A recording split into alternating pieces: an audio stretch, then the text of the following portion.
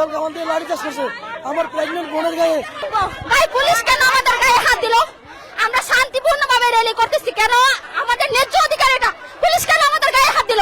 আমরা একটা বিচার চাই এখন আমরা একটা বিচার চাই। পুলিশ কেন আগের মতন স্বৈরাচারী আচরণ করতেছে, এটা বিচার আমরা চাই।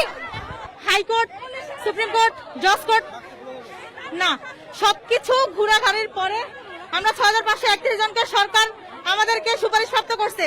আমরা সরকারকে বলি নাই আমাদেরকে সুপারিশ প্রাপ্ত করেন।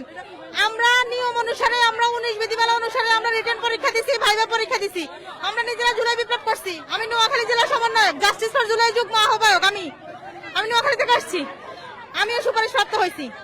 এখন 7টা শুনানি হওয়ার পর গতকালকে হাইকোর্ট রায় দিছে আমাদের 6531 জনের নিয়োগ বাতিল। আপনারা যদি বাতিল করারই হতো তাহলে আপনারা 93, যদি আপনাদের রায় দেওয়ারই হতো তাহলে আপনারা 93 প্রথম থেকে রায় দিতেন। আমাদেরকে নিয়োগই কেন করলেন, বাতিলই কেন করলেন? কেন আমাদেরকে হেনস্থা করছেন? রাষ্ট্রের কোনো অধিকার নাই আমাদেরকে হেনস্থা করার।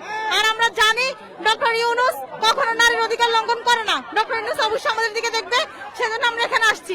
আজকে দেখেন আমাদের আপুটাকে দেখেন, জল কামান দিয়ে লাঠি চাষ করছে আমাদেরকে, জল কামান দিয়ে লাঠি চাষ করছে আমার প্রেগনেন্ট বোনের গায়ে। একটা পুলিশ সদস্য কিভাবে হাত দেয়? একজন মেয়েরকে কিভাবে পুলিশ হাত দেয়? কিভাবে হাত দিতে পারে? ওরা লাঠি চাষ করছে ওরে। আর যে প্রেগনেন্ট মহিলা ওনার গায়ে লাঠি চাষ করছে, কি অপরাধ, কি জন্য? আমরা কি দাবি জানাতে পারবো না? দেশ স্বাধীন হয়েছে কি জন্য? দেশ স্বাধীন হয়েছে আমাদের ন্যায্য অধিকারের জন্য, দাবি দেওয়ার জন্য। আমরা নিয়োগপ্রাপ্ত হওয়ার পরে কেন আমরা সুপারিশপ্রাপ্ত হওয়ার পরে হাইকোর্টে কিভাবে রায় স্থগিত করে দেয়, আবার সেটা রায় কিভাবে দেয়? আমাদের অপরাধ কি?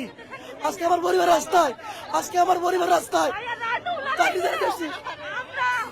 অন্তর্বর্তী সরকার আমাদেরকে সুপারিশ প্রাপ্ত করেছে, এখন কেন আমাদেরকে বাতিল করলো? এর বিচার কে করবে? আইন মন্ত্রণালয়, জনপ্রশাসন মন্ত্রণালয় এবং প্রাথমিক ও গণশিক্ষা মন্ত্রণালয়, 3 মন্ত্রণালয় সিদ্ধান্ত ক্রমে 19 বিধিতে আমাদেরকে সুপারিশ প্রাপ্ত করলো। ভাইয়া এখন কেন আমাদেরকে